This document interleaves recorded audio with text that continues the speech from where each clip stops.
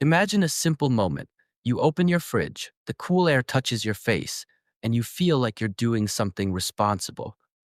Leftovers neatly covered, vegetables placed carefully, a jar of honey in the corner, a few potatoes and onions in the bottom drawer because there was space. You close the door with the confidence of someone who believes they're protecting their health. After all, the fridge is supposed to be the safest place in the kitchen, right? That's what we were taught our entire lives. If you don't want it to spoil, put it in the fridge.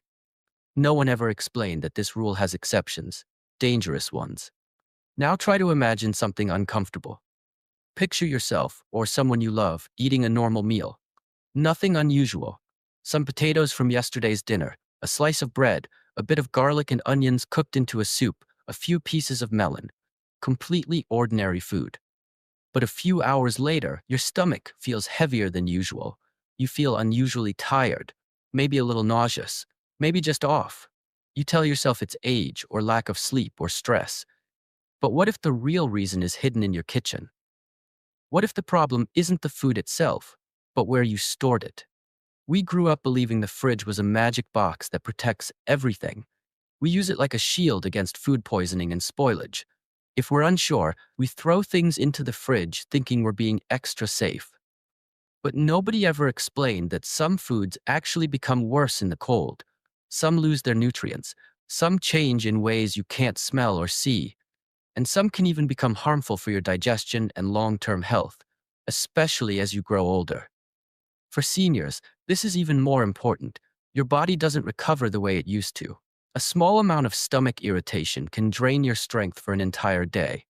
Minor inflammation, repeated over months or years, can slowly make you feel older, weaker, and more tired, and you never suspect food storage could be part of the problem. It isn't a dramatic illness. It isn't a major mistake. It's tiny habits you've done for decades because nobody corrected them. Habits like putting the wrong foods in the fridge. Think about how life has changed with age. Maybe you don't cook every day anymore.